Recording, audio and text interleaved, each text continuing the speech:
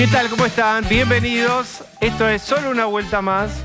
Vamos a agregar un capítulo a frentes posibles abiertos a nivel diplomático. México, la semana pasada, en capítulos anteriores. Colombia, se han suavizado. Hoy aparece una posibilidad. Es una posibilidad, pero es una posibilidad que si se lleva adelante no es menor. La base china en Neuquén. La base china en Neuquén. Recordás que hay una base china, está dentro de un convenio en 2008 que firmó Cristina Fernández de Kirchner. En teoría es de exploración aeroespacial, de observación, pero es casi, te diría, una embajada. Nadie sabe exactamente lo que pasa allí. Gran parte será realidad o no, pero hay mucho de mito o no. Lo cierto es que el gobierno no descarta pedir explicaciones o revisar qué es lo que está pasando allí. Estoy con Pablo de León. Buenas noches. Estoy con Jessica Bossi. Buenas noches. ¿Sorpresivo esto o no? No, no es sorpresivo porque los otros días, en las últimas horas, el embajador de Estados Unidos en la Argentina, Mark Stanley, dijo: nos gustaría saber qué está haciendo, qué está pasando con esta base y qué tiene que ver con que en las próximas horas viene una mujer muy importante, la jefa del Comando Sur de los Estados Unidos, Laura Richardson, a la Argentina. Entonces, es un gesto importante con una mujer que no es la primera vez, una mujer que incluso ya tiene una foto con la propia Cristina, en su momento siendo vicepresidenta también. Él tuvo un gesto hacia eso, pero es cierto que esta base espacial que vos decías es una base espacial, ahí en Bajada del Agrio, en Neuquén, donde algunos dicen: ¿y qué hace China ahí? ¿Está espiando? ¿Qué hace? Bueno, claramente este gobierno, que está muy identificado con los Estados Unidos, muy alineado con los Estados Unidos, está teniendo un gesto fuerte ante la llegada de Laura Richardson, quien viene y quien va a tener un trato. No solo va a ver a Nicolás Posse y al ministro de Defensa Petri, sino que va a tener un fuerte apoyo de todo el gobierno argentino. Jessy. Sí, hay que ver cómo hace equilibrio. Por supuesto, Milei ha decidido que su aliado es Estados Unidos y es Israel. De ahí en más define el resto de las relaciones, pero busca tener, sobre todo con China, donde hay intereses cruzados, más allá de que en discurso desde el punto de vista ideológico no cierre, tampoco busca grandes peleas.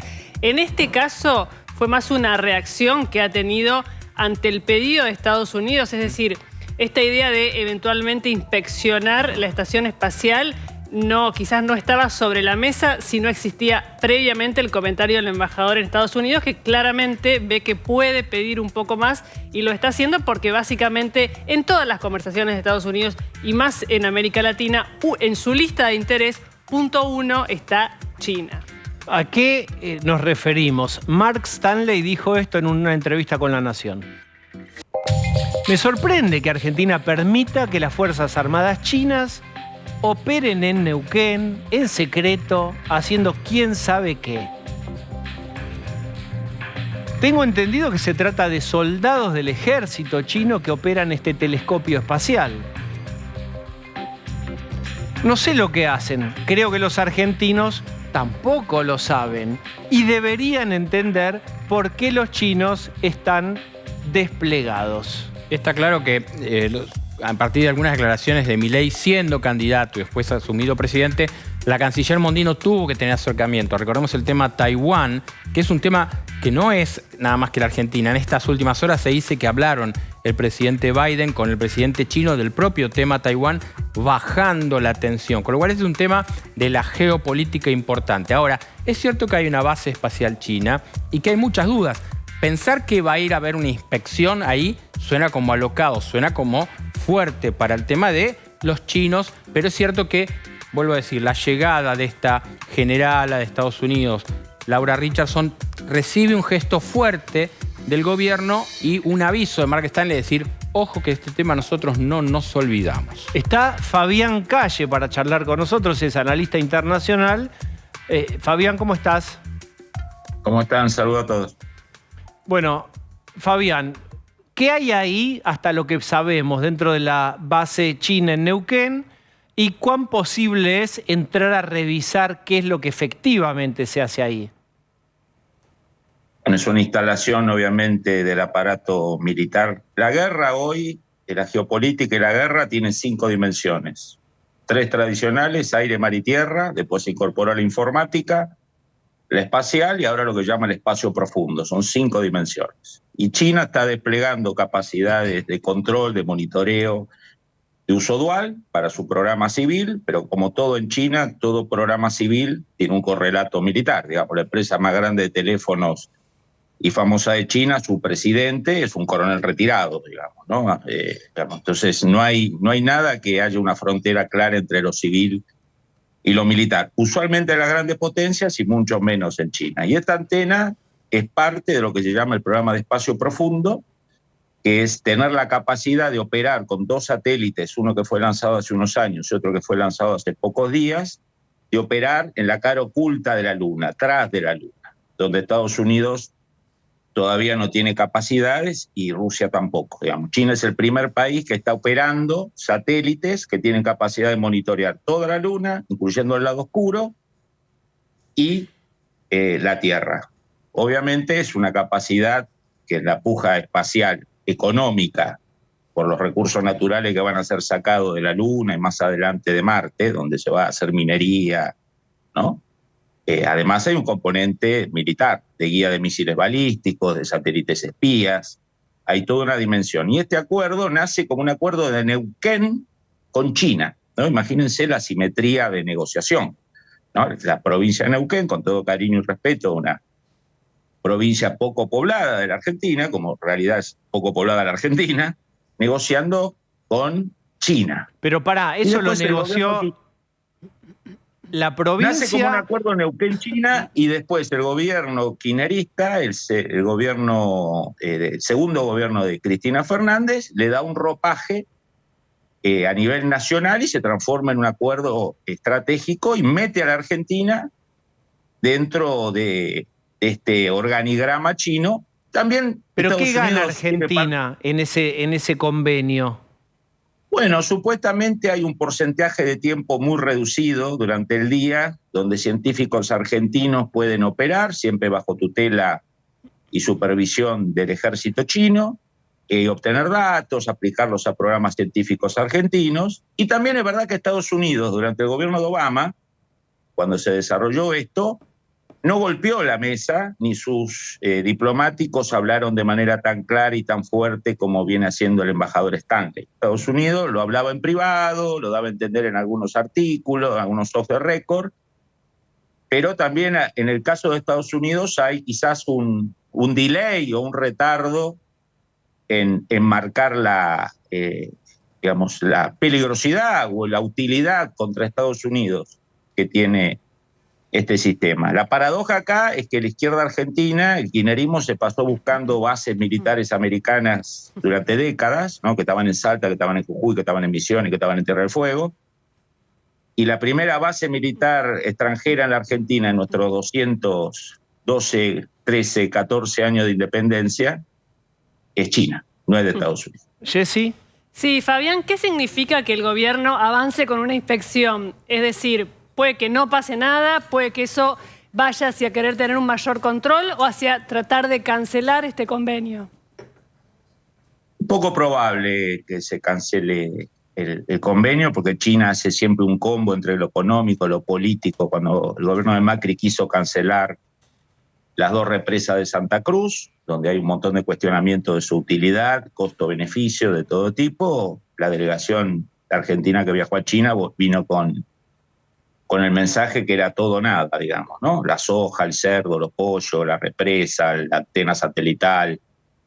China, como la frontera entre lo público y lo privado es bastante artificial, lo sabe Jack Ma, que manejaba una mega empresa de billones de dólares y desapareció, ¿no? Y después volvió a aparecer. Es como si un día en Estados Unidos desapareciera durante 2 años Bill Gates. Y uno preguntar no te puedo decir, después verá, vamos a ver, ¿no? Jack Ma era un hombre de 50.000 millones de dólares de fortuna personal y un día pisó un palito que no tenía que pisar y desapareció, reapareció vivo con su empresa intervenida. Entonces yo creo que lo que le queda al gobierno de Milei ahora es cumplir el contrato en el sentido de ver la letra chica, encontrar aquellos espacios que permitan una supervisión más fuerte de las instalaciones y después, bueno, llegado el caso que Estados Unidos la considere una amenaza clara y presente, plantearle a Estados Unidos qué hace Estados Unidos en el caso que China no nos negocie el swap con que nos endeudamos en la época del gobierno anterior, y qué hace si no nos compran soja, qué hace si no nos compran cerdo, qué hace si no nos compran litio. Usarán a la India para que no los compren, no lo comprarán ellos. Digamos, Estados Unidos no puede ahora levantar demasiado el perfil, porque durante muchos años este tema se hablaba de manera bastante sottovoce, como se diría en italiano, y Argentina obviamente es un exportador de materias primas, y el gran comprador de materias primas es China, crecientemente la India, pero nadie prescinde de China, ni Estados Unidos prescinde de China, que es el tercer socio comercial de Estados Unidos. Fabián, clarísima la panorámica que acabas de dar. Muchísimas gracias. Gracias a ustedes, un saludo. Es interesantísimo. Vos, como en el alicate famoso, vas y cortás el candado y entrás a ver qué pasa. Hay un rearmado geopolítico y vos, Fabián, está diciendo, bueno, hay que ir a pedirle a Estados Unidos si suplantaría todas las compras de China. Veremos cómo se desarrolla. Lo que sí se desarrolló hoy es el homenaje, en el 2 de abril, Malvinas, y hubo una frase que mejor que la diga Milei. A ver. Hoy estamos aquí reunidos a 42 años del inicio de la Guerra de Malvinas para conmemorar y rendir homenaje a nuestros héroes, a los caídos en combates y a sus familias.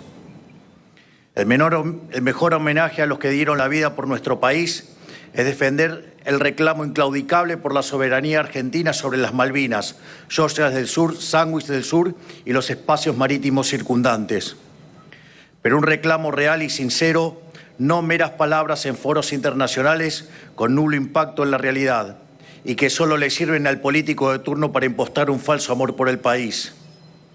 Nos hemos cansado de escuchar a lo largo de las últimas décadas políticos que se golpean el pecho defendiendo nuestro justo reclamo por las islas, sin que tenga un solo resultado para mostrar después de todos estos años.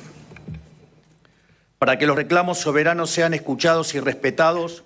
Bien, esto es parte del discurso que dio esta mañana Milei. Hay una frase ahí, una palabra súper sensible y que va a dar para debatir. Plantea una reconciliación con las Fuerzas Armadas, ¿verdad? Sí, sí, que tienen que ser motivo de orgullo hacia adelante, y las invitó a formar parte del Pacto de Mayo, que ese también es un dato importantísimo porque, bueno, es hasta ahora una invitación solo para gobernadores. Pablo. Dos otros elementos es los abrazos, no uno solo, sino varios con la vicepresidenta. Ayer no se sabía si ella iba al homenaje, claramente fue, claramente la puso ahí y claramente tuvo una situación de homenaje hacia ella, cuyo padre fue veterano de Malvinas. Y después la invocación a Julio Argentino Roca, que generó toda una discusión, incluso algún grito ahí, pero abrió una discusión que hasta ahora ningún presidente lo había puesto en el tema Malvinas de la manera que lo puso hoy Milei. Bien, y estamos en una época de cambios de nombres. El CCK ya no será ese nombre. Salón de los Pueblos Originarios también pasa a tener un nombre en relación con los caídos de Malvinas. Y Pablo mencionaba algo que se enmarca en lo que se llama batalla cultural, y es, ¿cuál es el panteón que a vos te gusta? Bueno, nosotros tenemos uno propio. ¿Recuerdan que Roca era un genocida? Bueno, ahora Roca es reivindicado, es el hombre que armó la Argentina, básicamente. Para este gobierno, este es el planteo. Es radicalmente opuesto al gobierno anterior. Recuerden que hay infinidad de ejemplos que muestran cómo estatuas, homenajes a Roca fueron maltratados, bajados. Si ustedes quieren, en el Centro Cívico de Bariloche, vean cómo es pintarrajeado, grafitado, le pintan pañuelos de Madre de Plaza de Mayo, o directamente lo esconden abajo de un árbol de Navidad. Había todo un proyecto de correrlo, no sé si eso lo van a llevar adelante o no. Es decir, está absolutamente vandalizado no solamente el monumento a Roca, sino la imagen de Roca en nuevas generaciones. Para intentar entender quién fue verdaderamente Roca y su rol, está Camila Perochena. ¿Cómo estás? ¿Cómo va? ¿Todo bien? ¿Te llama la atención esta reivindicación? Sí. No, en realidad no me llama la atención porque hay que decir que la mayoría de los gobiernos argentinos a lo largo del siglo XX reivindicaron a Roca. Si Roca era casi un personaje transversal, digo, el peronismo reivindicó a Roca, el radicalismo, digo, la reivindicación a Roca no es una novedad en la historia argentina. Sí, lo que me parece una novedad en relación con Milei es un argumento mucho más extremo que el que hizo cualquier otro gobierno. Espera, voy a citar a Camila Perochena, que alguna vez dijo que había leído todos los discursos de Cristina, que eran cientos de miles, y yo le dije, ¿en serio vos leíste eso? Y dijo, sí. Y recuerdo que en ese momento Perochena dijo, nunca le pegaban a Roca directamente, por ser del sur. Yo creo que, no sé si exactamente por ser del sur, pero creo que ese es un argumento muy importante, que el rol que tiene Roca en la Patagonia. Pero todo el progresismo lo mataba. No, obviamente, Ellos no. Yo estoy hablando acompañaron. específicamente de Cristina y de Néstor Kirchner, Sí. ¿no? En ese sentido. Pero, a ver, Roca fue un personaje muy transversal. Digo, cuando Perón le tuvo que poner el nombre a los ferrocarriles, bueno, Sarmiento, Mitre, Roca. Sí. Entonces, Roca es un personaje muy reivindicado. ¿Qué diferencia me parece a Milei?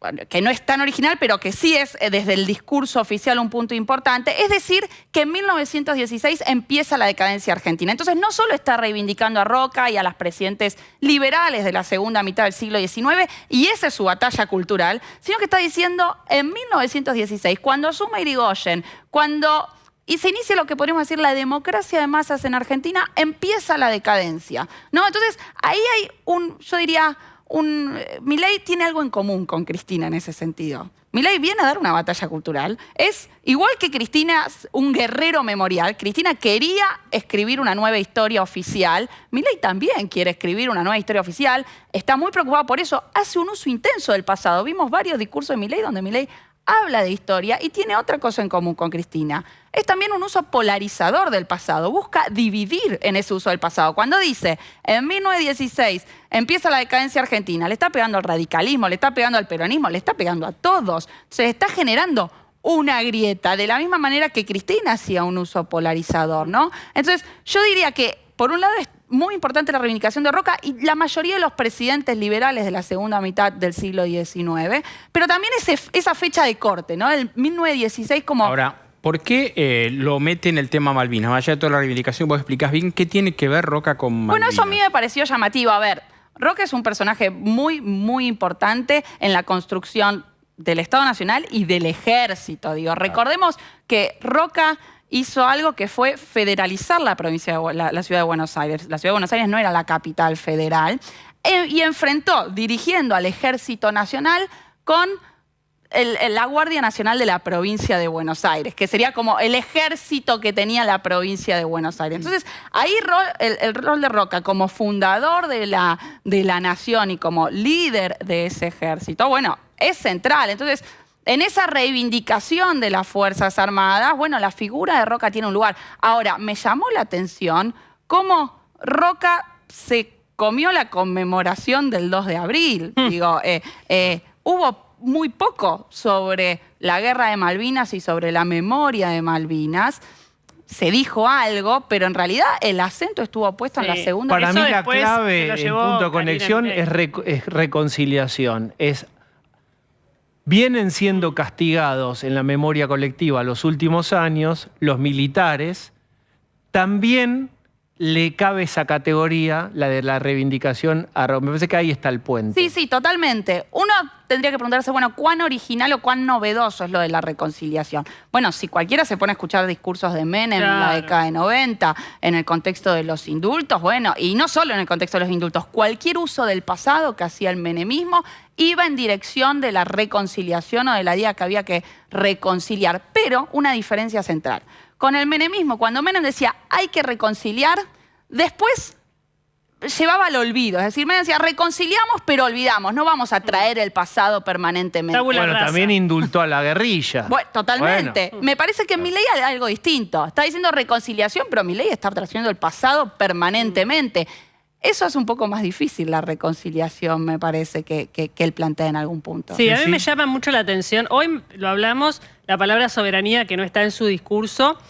Y Milei habla mucho de historia argentina, pero no tiene un discurso tan nacional. Es más como un líder global, le gustan temas globales. ¿Cómo se conjuga eso? Bueno, yo creo que en principio que la idea de soberanía cuando se habla de una conmemoración de las Malvinas es la constante en cualquier presidente, ¿no? Entonces, el reclamo por la soberanía es algo que tenía que hacer. Si no lo hacía, era prácticamente inaudito dar un discurso por el 2 de abril sin hablar de la soberanía de Malvinas, ¿no? Entonces, en ese sentido, pero al mismo tiempo me parece que es también un guiño al otro sector dentro de su armado político. Digo, es también un guiño a Villarroel, es también un guiño a decir, bueno, en esta estoy con vos y en esta te acompaño. Sin duda, el nacionalismo no es algo que encaja necesariamente bien con el libertarianismo. Digo, el libertarianismo está pensando en términos, o el liberalismo incluso, en términos mucho más universales. ¿Puedo volver a Rocca un minuto? Porque está exactamente, según la construcción de los últimos años, en las antípodas de una figura que odia a Milei y que viene siendo con justicia, me parece, muy criticado, que es el progresismo, o cierto progresismo, en donde se lo ha tildado a Rocca de genocida. ¿Vale la categoría? Yo sé que ¿me permiten el lugar común? Vamos a dar una vueltita por el lugar común. Va a ser cortita, bánquenme. ¿Genocida Rocca? Bueno, a ver, sin duda Rocca llevó adelante un exterminio de parte de la población indígena de la Patagonia. Hay un debate entre los historiadores sobre si eso puede ser considerado genocidio o no puede ser considerado genocidio, es decir, hasta qué punto lo que se buscó fue exterminar a toda una cultura o no. Bien, alguna parte de la biblioteca dice que sí, que se buscó exterminar a toda una cultura, y hay otros que dicen la categoría de genocidio resulta anacrónica para el proceso de Rocca. Lo que sí tenemos que entender, me parece, es ubicar también a Rocca en su contexto, por decirlo de alguna manera. Es decir, en ese momento, a fines del siglo XIX, para construir el Estado se consideraba que había que expandir la frontera, ¿no? El territorio de la Patagonia, y que había que llevar el Estado a ese territorio. Entonces, lo que se hizo básicamente fue perseguir y ejecutar a aquellas comunidades que no se subordinaban al poder del Estado. A muchas se las trasladó.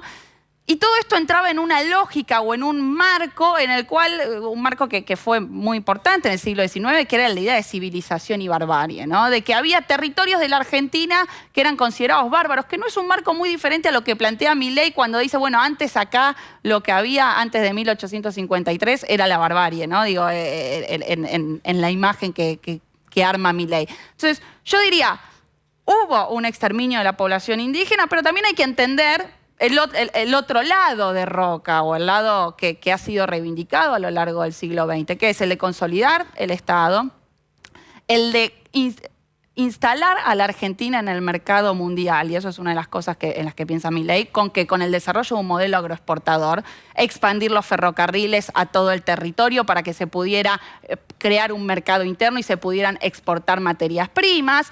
El rol que tuvo la educación en el gobierno de Rocca, que ahí uno podría preguntarle a Milei, bueno, ¿cómo se lleva con el lugar que le dieron a la educación todos estos presidentes liberales del siglo XIX? Para todos estos presidentes, Sarmiento, Avellaneda, Rocca, todos los que Milei reivindica, la educación era el motor del progreso, la educación pública. Es decir, cuando tenés a Milei diciendo que la educación pública es adoctrinamiento o ideologización, bueno, todos esos presidentes que él reivindica consideran que una pata central, además del desarrollo económico, era la educación, que no iba a haber desarrollo económico o progreso sin educación pública. Estimadísima, gracias por haber Un venido. placer. Fíjate como recuerdo citas tuyas, pero me siento no me honrada pasa por eso. todo el tiempo, pero Qué recuerdo memoria. eso. No, porque vos dijiste, los Kirchner por algo en particular, y eso me quedó, no se metían con Rocca porque sabían que afectaba a un montón de gente en la Patagonia que incluso en el peor momento contra Rocca guardaban una relación afectiva no directa, pero de memoria positiva. De memoria, de conmemoración. Gracias. A ustedes. Me parece a mí, sí, entonces estoy en lo cierto. Ahí está. Ahí está. ¿Quién mira. ves a la izquierda? Gabriel Mariotto. Gabriel Mariotto, A la derecha, Amado. Y en el medio, Maximiliano Rusconi, ex Sí. abogado de varias personas, entre ellos de Julio Miguel de Vido. Sí. ¿Qué pasa? Bueno, tanto Mariotto como Vudú son de soberanes. Sí. No sé ahora si se dice soberano, Sí, soberanes. ellos lo mantienen. ¿Los mantienen Con la X. X? Sí. Con la X, perfecto. Lo mantienen. Hay una foto ellos en las patas en la fuente hace unos años. Exactamente. También estaba Delía, que no Estaba es Delía. soberanes, sino que es Milei. Bueno, veamos esta charla que va a haber esta semana con un título apasionante. ¿Esto qué es? ¿Corresponde el juicio político al presidente Javier Milei. O sea, tranquilos con el helicóptero los muchachos. ¿Quién va a estar? Bueno, Ya sabemos lo que van a decir. Claro. ¿Corresponde? La respuesta ¿Corresponde es juicio sí. político al Sí. presidente Javier Milei? Mira vos. Maximiliano Rusconi, abogado de debido. Carlos Rosansky, un juez kirchnerista, muy activo. Eduardo Barcesat, Sí. un hombre del PC, del Partido Comunista. José Manuel Ubeira, abogado de Cristina. Sí. Bueno, obviamente va a estar Vudú, va a estar Mariotto, Alicia Castro, todos los que integran su gobierno. ¿Y quién modera? Cintia García, en el Centro Cultural Padre Mujica. Los Qué flyer invitamos. tan simpático, pero qué cosas simpáticas circulan en Sí, es redes. una cosa, dijeron, vamos con un título liviano. Sí, corresponde el juicio político al presidente Milei. Y estos días se escuchaban algunos de ellos diciendo que sí, que directamente hay que hacer un juicio político. Con lo cual, no sé, menos de 120 días y ya le quieren hacer un juicio político. Perfecto. Si alguien quiere, mañana a las 6 de la tarde, Piedras al 700, se da una vueltita y después viene y mira solo una vuelta más, obviamente. Es de un nivel de irresponsabilidad el planteo de un flyer de estas características o la concepción viendo de los una charla personajes. así, digamos, a cara descubierta poner un título así. Pero si hay legisladores que han pedido el juicio político, ellos dentro de todo pusieron signo de interrogación a la pregunta. ¿Qué dudas vas a tener? ¿Algunos Sí. se animan a decir no corresponde? No, No claro. creo que se lleve aplauso. Bueno, Hay gente que fue vicepresidente, que tuvo roles institucionales, que defendieron a primeros mandatarios. No son 4 de copas. Quizás hoy se autoperciban con menos responsabilidad, pero la verdad que hay responsabilidad incluso siendo oposición e incluso siendo oposición radicalizada. y abogados Pero bueno, también, con lo cual los abogados, por abogados eso. deberían decir, bueno, corresponde un juicio. Bueno, muy bien, en el Centro Cultural ese Padre Mujica, ¿quién pagará la luz? Porque la luz está cara. Segundo clic, señor director, vamos. Ahí está, Y Lilita. todo a media luz. A es media. un brújula Ahí está Lilita, que hablaba con vos y con Mario al principio, en la voz de Tarico. ¿Qué pasó? Reapareció ayer Elisa María Belina Carrió con Joaquín Morales Solá acá en la casa. Y habló del precio de la luz. ¿Tenemos el video? Sí. Hay video, vamos.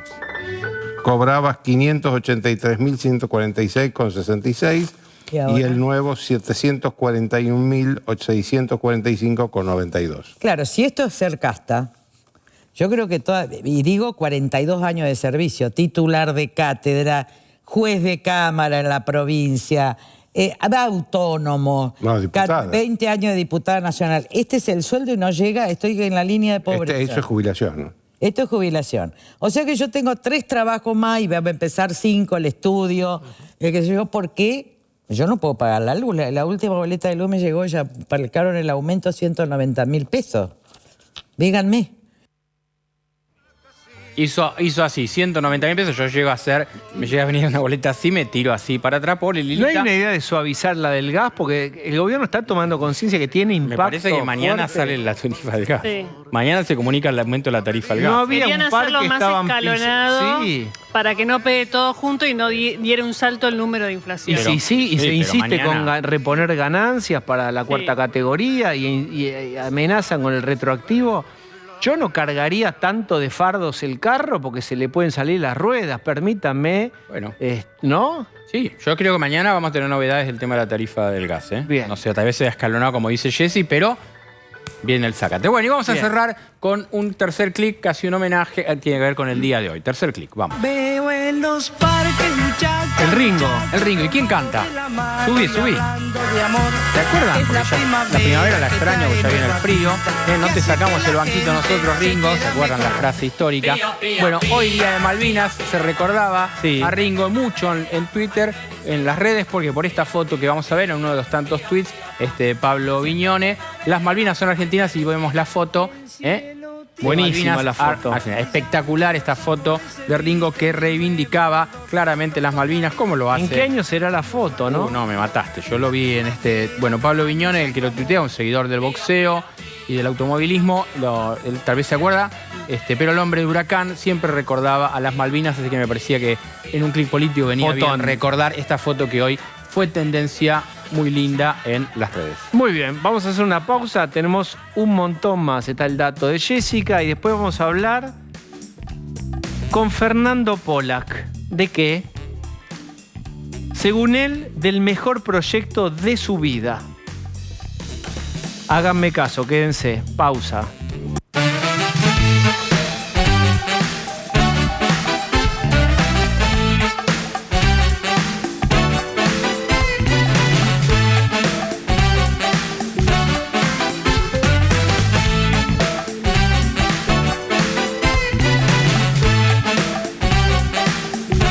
Momento del dato de Jessica. Escuchen esto. Adelante, Jessy. Sí, mañana se empieza a imprimir el nuevo libro de Javier Milei. Ustedes dirán, ¿pero es presidente? Sí, pero escribe un nuevo libro sobre teoría económica. El nombre es Capitalismo, Socialismo y la Trampa Neoclásica. Es un libro de 400 páginas. Esto que vemos ahí es el print. Esto es en olivos. Decía el libro, 400 páginas en 3 partes. Va a contar, por ejemplo, su evolución de un pensamiento neo-keynesiano a la escuela austríaca. Más allá de eso, es un libro sobre economía. Y acá el dato que podemos anticipar es algo que va a hacer ruido, que es lo siguiente. Lo va a presentar en mayo, ¿dónde? En la Feria del Libro. Claro.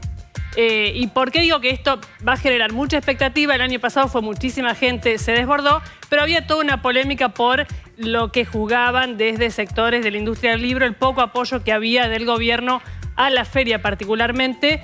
De todas maneras, la decisión del presidente es hacerlo.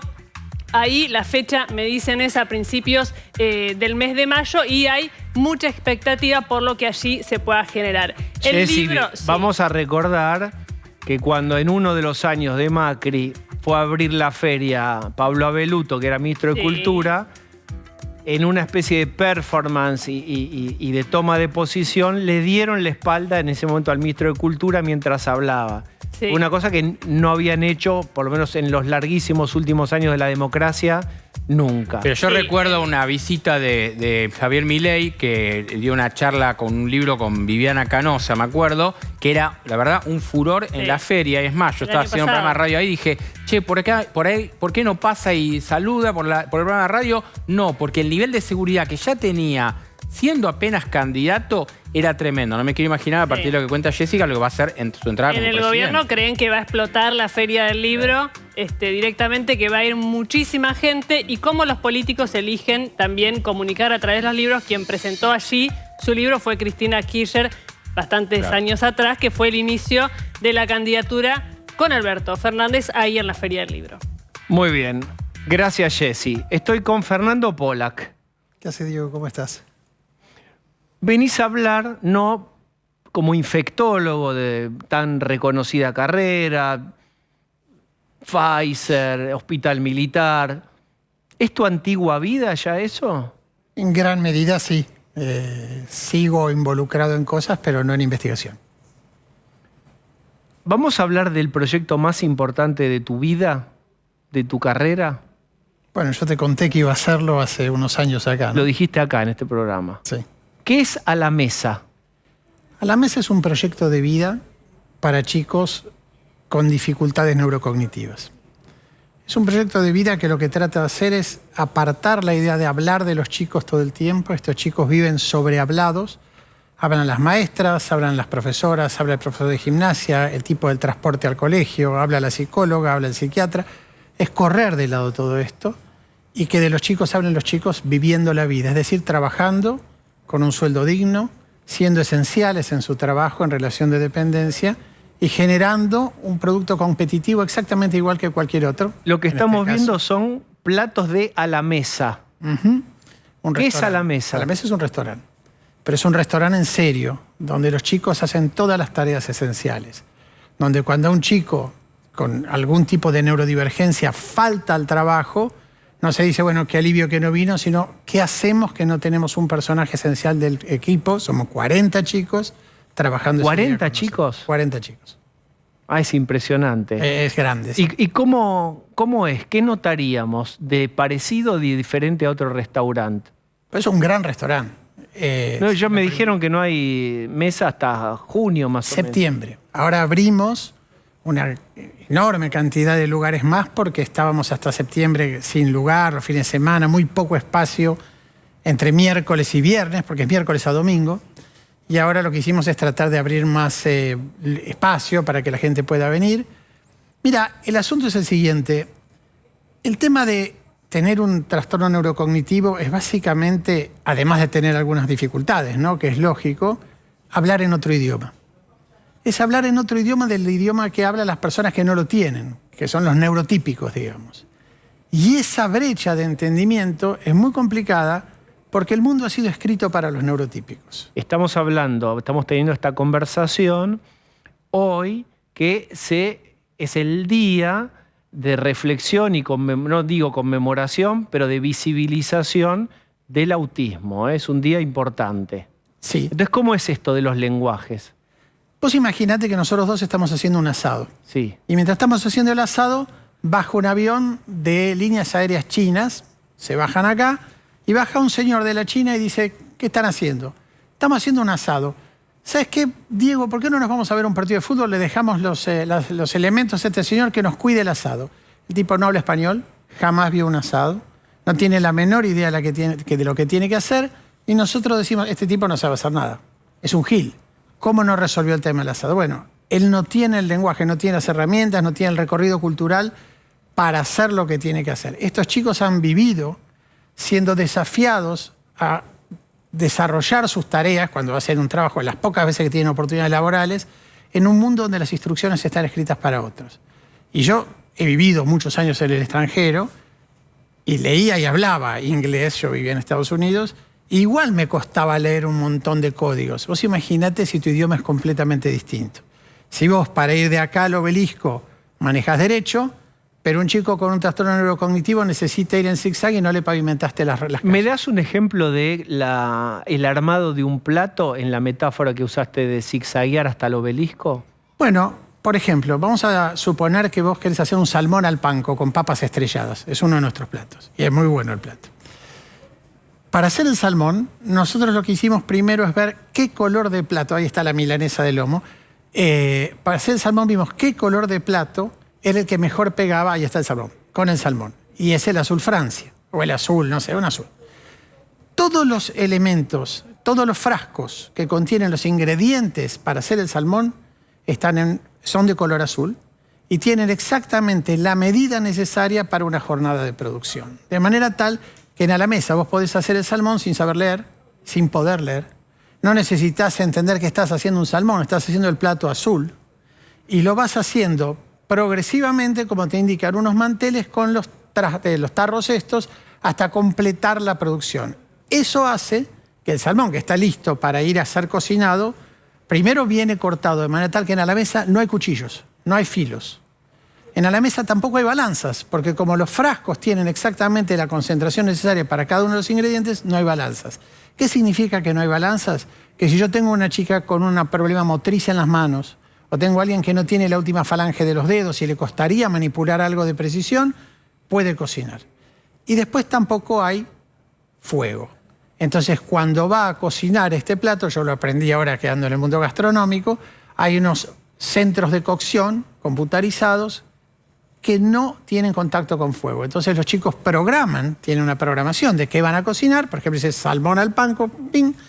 Y en una de las bandejas de estos centros de cocción se hace el salmón al panko sin que jamás un integrante a la mesa cruce un cuchillo, una balanza o fuego. Ese es el proceso en el que sale a despacho el salmón. ¿Qué caras ves al final de la jornada? ¿Qué notas en los chicos que trabajan ahí? ¿Qué te dicen los papás de los chicos de antes de trabajar en la mesa y ahora que están trabajando? ¿Cómo les cambia la vida? Mira, a la mesa es realmente un cambio de vida para los chicos, a la mesa es un cambio de vida para todos los padres, y me incluyo, porque yo soy padre de Julia, que es una de las personas que trabajan a la mesa, y a la mesa es una mirada de asombro muchas veces para la gente, que tiene una idea diferente de lo que es la discapacidad, ¿no? Uno imagina, voy a ir a un lugar lúgubre, un lugar donde los chicos van a ser van a generar temor. Esto es todo lo contrario. A la mesa es un lugar festivo. Es un lugar lleno de colores, donde los uniformes los hizo Martín Churba de Tramando y tienen 100 uniformes distintos. Comes muy bien, porque la comida está hecha por Takehiro Ono, que es un chef de un restaurante 2 estrellas Michelin, así que no es cualquier cosa. Y además, en las familias ha sido un cambio de vida que yo no te puedo ni empezar a describir, porque, entre otras cosas, mi vida ha cambiado por completo. Les da un marco a los chicos, porque los chicos estos necesitan una telaraña donde desarrollar su vida social. No pueden hacer esa telaraña que nosotros podemos construir y que a veces no sabemos que nos las han construido, porque el colegio estaba hecho para que nosotros vayamos. La universidad está hecha, el trabajo está armado. Estos pibes no tienen nada de eso. Entonces navegan en un lugar donde no hay mapas, no hay rutas. Estas son las rutas y los mapas para que ellos se interconecten, se pongan de novios, vayan al cine, vayan al bowling, cobren el primer sueldo, que se está pasando hoy, y con su sueldo hagan decisiones propias de qué van a hacer con la plata. Cuando Carlitos recibe plata de su papá para ir al kiosco y se compra golosinas, es Carlitos. Cuando Carlitos recibe un sueldo en su cuenta bancaria y ve se compra golosina con su tarjeta, Es Carlos. es Carlos, se acabó. Una maravilla. De Carlitos a Carlos. Eso es A la Mesa. Sí. Tremendo. Sí, y de papás. Emocionante. De papás que viven sosteniendo a sus hijos en casi todas las tareas, de chicos que muchas veces tienen que ir a un centro de día o germinar porotos 450 veces al año, a chicos que están haciendo una tarea para la que son fundamentales. Vamos a ver algo que ustedes mostraron, que es muy interesante que todos lo vean. A ver. Hola, bienvenidos a la mesa. Ya escaneaste el código QR de tu mesa. Ya escribiste tu nombre. Y ya escribiste la letra ¿Qué indica tu posición en la mesa? Se terminó este video. Es porque querés conocer nuestro sistema. Presta atención para aprovechar mejor tu visita. Todo lo que necesites pedir. La bebida y la comida. La sal. Que te retiren los platos. El café y el postre. Pedí la cuenta. Pagar. Y hasta dejar la propina. Lo vas a poder hacer Usando tu celular. Ahí está. Eso, vamos a decirlo como debemos decir. Ese es el personal de A la Mesa. Es el personal de la mesa. Uno de los miembros de la mesa fue empleado en una instancia del Estado, en una dependencia del Estado. Faltó 43 días seguidos. Y recién ahí Recursos Humanos se avivó que el pibe no estaba viniendo. Cuando en A la Mesa a mí me falta un tipo un día, yo tengo un serio problema porque necesito un reemplazo. Eso es trabajar. ¿Cómo te cambió la vida a vos, A la Mesa? Bueno, me cambió la vida por completo porque mis hijos tienen un propósito cada uno. Mi hijo mayor terminó filosofía, está terminando finanzas, ha hecho un montón de cosas, tipo muy creativo, muy talentoso. Mi hija, que es Julia, la que está en A la Mesa, es una chica fabulosa, enormemente piola, dulce, pero ahora tiene un grupo de amigos que está alrededor de ella. Ella va a tocar el piano, a la muestra de piano de su profesor y va con hinchada. Esto los padres que tienen alguna situación parecida lo van a reconocer muy bien. Uno va a todos esos lugares muy asustado, porque tiene miedo que el chico haga algo inconveniente, porque la mirada de los demás no está entrenada. Entonces uno va muy solo. Por ejemplo, a una muestra de piano. Este año el año pasado, Julia fue a la muestra de piano con 5 de los chicos de A la Mesa. Camila, Nacho, Mariano, Gaspi, bueno, fueron todos con ella. Entonces cuando yo estaba sentado ahí, ellos hablaban entre ellos y decían, es una genia, mirá lo que toca, bravo, qué sé yo. Y a mí se me fue por completo la sensación de estar solo. Bueno, en última instancia, cuando estás solo es cuando no tenés amigos alrededor. Eso es lo que hizo A la Mesa por Julia. Le dio un propósito, le dio un salario, pero le dio una manera de entender la vida distinta y le dio una cosa más, que es lo que se llama zona de desarrollo próximo. Siempre uso el mismo ejemplo, vamos a cambiarlo. Si yo quiero jugar al tenis y mejorar y me pongo a jugar con Nadal, no agarro nunca una pelota. Nadal me pasa las pelotas por todos lados y yo no aprendo nada de tenis. Si yo juego con un tipo que juega un poquito mejor que yo al tenis, mejoro. A la Mesa son trenes, cadenas de 40 personas que no siempre se ordenan de la misma manera, que son un poquito mejores que otras en sociabilidad, en articulación del lenguaje, en capacidad de abstracción, en tareas motrices, y cada uno tira del otro. Y es como un cardumen que va avanzando. Y eso yo lo veo todo el tiempo. No intento nunca hacer una intervención terapéutica y es quizás la intervención más potente terapéutica que yo vi jamás. Lo más estimulante que se le pueda dar a alguien. Sí, es la pares levemente un poquito más avanzados. Sí, que es lo que hacemos todos en realidad, pero no nos damos cuenta, ¿no? Exactamente. Hoy estamos, yo lo decía, en el día de la concientización del autismo. ¿Cuál te parece que es un estereotipo o de los estereotipos que quedan y que habrían que desmontar, que todavía circulan? Mira, yo encontré con A la Mesa una recepción en la sociedad espectacular, muy generosa. Tuvimos durante este último tiempo, tuvimos mensajes del Papa, Tuvimos un montón de gente, 80.000 personas que se metieron en Instagram a hacer, yo no entiendo nada, como a seguirnos, reservas por todos lados, muchísimas palabras de aliento, muchísima gente contenta de venir a comer. El sábado vino Carlos Bianchi, experiencia fenomenal. El tipo se quedó hasta que terminó. Imagínate los pibes hinchas de Boca con él, charlando, preguntándole. La verdad que la sociedad está muy lejos de la sociedad de cuando nosotros éramos pibes. Pero lo que tiene a la mesa, que para mí es el máximo triunfo de esto, es que muestra que se puede. Entonces, yo te digo, a la mesa se puede. Tengo el restaurante lleno y hace un mes que tenemos evaluaciones en Google de 5 estrellas, casi todas. Tenemos la posibilidad de que, si ponele que mañana la Argentina tiene un gobierno que decide que se prohíben los restaurantes. A la mesa es un método, es una manera de ver la vida desde el integrado y no desde el integrador. Porque uno siempre tiene la visión narcisista de que la persona a integrar quiere ser como uno. Vos debes querer ser como yo te voy a hacer de cuenta que soy yo. No soy yo y tampoco tiene ninguna gana de ser yo. Entonces, pensando desde él o desde ella, podés cambiar completamente esa realidad, aunque pongas una ferretería, una farmacia, una heladería, lo que quieras. Quiero felicitarte enormemente y de corazón y a todo el equipo de A la Mesa. Muchas gracias. Gracias por haber venido. Vamos a hacer una pausa y a la vuelta está Johnny y todo su equipo con el nuestro. Vamos a hacer un ratito el pase. Vamos.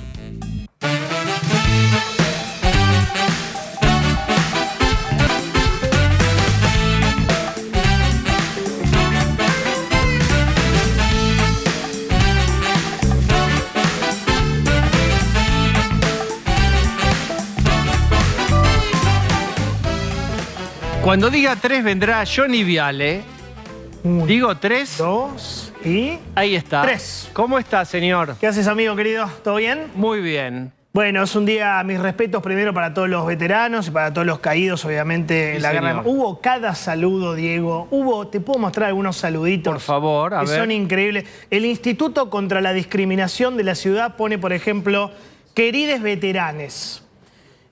Todes héroes y heroínas de una guerra que no olvidaremos jamás, a quienes esperamos que el Estado Nacional les dé pleno reconocimiento. Pero bueno, está bien. Después, por ejemplo, Héctor Daer... Inclusivo, metele inclusivo a todo. Incluso hasta el... No, vos no tengas miedo, vos metele, dale, a cualquier cosa. Héctor Daer, jefe de la CGT, de la poderosa CGT, más conocido como el papá de Maya Daer, ¿no? Puso a 42 años, recordamos al ex veteranex y caídex en la guerra de Malvinas y a sus familiares con el mayor de los respetos. También homenajeamos a todex lex sobrevivientes, siempre quedarán en la memoria colectiva. Bueno, y todo así, ¿no? Es lo que hay que fumarse. Bueno, ahí está la celebración de Malvinas. Que queda raro cuando mezclas inclusivo con Malvinas. Raro, mal gusto. Pero bueno, lo más fuerte fue el abrazo, si querés, Milei Villarruel, ¿no? Sí, hoy se abrazaron. ¿Querés que lo veamos? Vamos a verlo, por favor. Dale.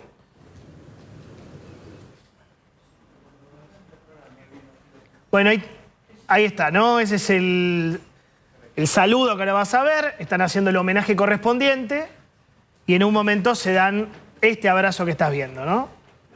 Milei habló, yo te escuché a vos, de la reconciliación como concepto clave, ¿no? Es un concepto que veremos si tiene un correlato en acciones o en medidas. Voy a los bifes. Sí. ¿Habrá algo para los militares ancianos todavía presos en prisión preventiva y sin condena? Por ahora vienen negando terminantemente el gobierno. Hoy veía una entrevista que le hacen a Martín Menem, ahí fresco después de... Y justamente, esto Novarecio le preguntaba. Sí. Y negó todo absolutamente, que no hay un correlato de acciones políticas más allá de este título de reconciliación con las Fuerzas Armadas. Para mí es más conceptual. Veremos. Para mí es una reconciliación del pueblo con las Fuerzas Armadas después de una demonización. Yo sostengo, es mi idea, puedes desmentirla o criticarla, una demonización que hizo el kirchnerismo durante muchos años y que incluyó tenerlo a Milani como jefe del ejército, ¿no? Esta idea de que todos los militares son Videla, son Galtieri, son Viñones, son la dictadura y bueno, que nos privó de tener unas Fuerzas Armadas modernas, democráticas y que se puedan meter en conflictos como el narcoterrorismo. Entonces, para mí, lo que propone hoy el presidente es una reconciliación un poquito más conceptual, más simbólica, ¿se entiende? Y la idea de que las Fuerzas Armadas pueden potencialmente darte un golpe, entonces mejor que se oxiden los tanques, que se oxiden los fierros, así estamos a salvo de un potencial fantasioso golpe. Totalmente. Bueno, es un hecho traumático de la historia del golpe del 76, pero el hecho traumático hay que intentar superarlo. Estamos en el con 2024. juicio, con todo lo que sabemos. Pero en un momento no podés tener todo oxidado. Claro. Bueno, y hay una frase provocadora que quiero compartir con vos de Milei, que dice, para que los reclamos sean escuchados, está hablando de Malvinas y respetados, es condición necesaria que el país y su dirigencia sea respetada, porque nadie toma en serio el reclamo de defolteadores seriales y corruptos. ¿Lo vemos? A ver. Dale. Para que los reclamos soberanos sean escuchados y respetados, es condición necesaria primero que el país y su dirigencia sea respetada, ya que nadie tomaría en serio el reclamo de defolteadores seriales, corruptos o dirigentes políticos que más que una visión de país lo que defienden es un modelo de negocios. Para mí es interesante esto. Digo, yo creo que el mundo sabe que Argentina tiene razón con este tema. El mundo lo sabe, 12.000 kilómetros separan a el Reino Unido de las Malvinas, 400 kilómetros separan a Argentina de las Malvinas. Hay razones geográficas, geopolíticas, culturales. Ahora bien, diplomáticas, culturales, pero necesitamos ser un país respetado para empezar a discutir este tema de verdad. Y es verdad lo que dice Milei. La dirigencia política argentina está llena de ladrones, de mentirosos, de corruptos y de defolteadores. En algún momento, para ser más interesante, políticas zigzagueantes con respecto a las Malvinas también. ¿Qué te parece? ¿Qué te parece? Absolutamente. Bueno, ¿con qué gobierno hablo? ¿Con el de ahora, con el de después o el de antes? ¿Hay alguien? Tenemos gente. ¿Aló? Hola, hola, ¿qué tal? Buenas noches. ¿Qué tal? Maestro. ¿Cómo están? Carlos. Maestro de los maestros. ¿Cómo estás? Qué fin de semana de locura, ¿eh? Qué fin de semana largo, impresionante. Largo, ¿no? Larguito, ¿no? Ver la persecución de presos en San Telmo es la única propuesta cultural que quedó en el sur de la ciudad, parece. Totalmente. ¿Viste? Preocupa un poco que el camarógrafo corriera más rápido que los policías que iban atrás. Parecía División Palermo, ¿viste? Los muchachos de la policía corriendo. Mirá lo que son. Dios mío.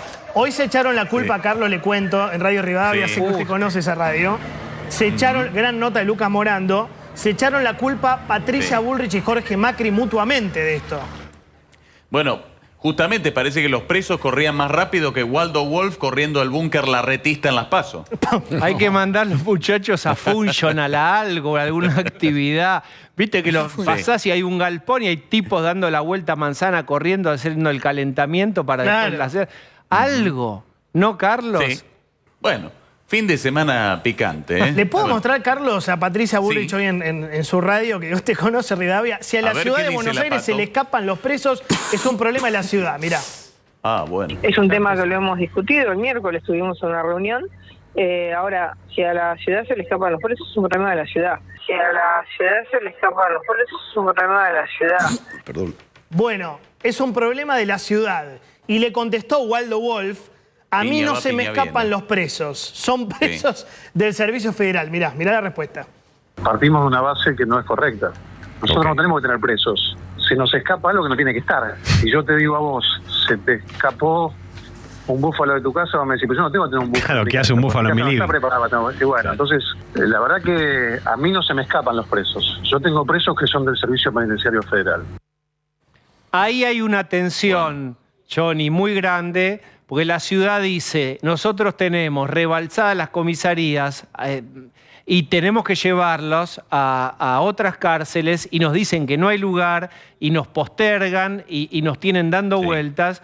Y ese es el búfalo al que se refiere Waldo Wolf. Claro. No tienen que estar acá. Hay una tensión ahí. ¿Qué hacemos con Devoto? La cárcel de Devoto la trasladamos, pero con ese lugar se hace con lo que se saca por la venta inmobiliaria de ese lote, se arma una cárcel, entonces todo eso todavía no está definido y genera una tensión. ¿Qué hacemos, Carlos? ¿Qué hacemos con los presos? Es una ciudad que ya es la ciudad de Black Macri, donde están los mosquitos, los pumas, presos libres. Bueno, ya estamos En una ciudad que puede gritar abiertamente, ¡viva la libertad, carajo! ¿No? Sí. Es así. Hay una tensión, hay una tensión. No olvidemos que Jorge Macri firmó esa solicitada de los gobernadores en contra del gobierno nacional en su momento, tomó distancia cuando Patricia está completamente alineada con Milei. No son lo mismo hoy Jorge Macri que justamente Patricia Bullrich. Bueno, y si querés lo último, también hay inseguridad en la provincia de Buenos Aires. Cruzamos la General Paz y nos vamos a territorio de Fernando Espinosa, La Ferrere, La Matanza. Hoy TN, gran investigación. Le entraron a la casa a un jubilado de 80 años y le destruyeron todo. Mirá. Nosotros, ¿qué somos? Trabajadores con mi esposa. Otra cosa no hacemos. No sé. La verdad, nos destruyeron. Esto es, en esta hermosa y divina Argentina. Pasen y vean, somos laburantes. No justifico todo lo que ellos puedan tener, pero hacernos esto es terrible. Todo lo que trabajamos, ¿para qué trabajamos? ¿Para tener algo? ¿Los argentinos merecemos esto? Diputados, senadores, muchas leyes, mucho bla, bla, bla, pero hechos nada. Toda la vida fue el esfuerzo. Trabajamos los dos, yo jubilado, con mi enfermedad, pero no importa, lucho. Pero esto es así, no. Yo quisiera saber cuánta gente puede hacer. Cada persona que hace algo, vienen y le quitan lo poco, lo mucho y nada lo que tenemos. Y ellos están ahí sentados, diputados, senadores, leyes de aquí, leyes de allá. ¿Y dónde están las leyes? ¿Dónde están? Terrible, terrible, ¿no? La historia es terrible, le rompen la vida porque es así, vos tenés una vida y queda rota, la tenés que pegar y no hay ningún código, Pobrecito. No importa si es jubilado. Yo me quedo con dos frases que dijo: ¿para qué trabajamos? ¿Para qué demonios trabajamos? ¿Para qué aportamos? ¿Para qué nos rompemos? Y lo de los diputados y senadores, que dice mucho bla bla, pero hechos nada, ¿no? Y digo, eso también va para los diferentes gobiernos. Pero bueno, es así, Bien. Diego querido. Está el ministro de Defensa llegando, el ministro de Defensa Luis Petri, 2 de abril, así que en un ratito. Y Andrés Oppenheimer, el hombre que entrevistó al presidente Milei en las últimas horas. Que tengas excelente programa. Gracias, querido, hasta mañana. Fuerte abrazo. Dale.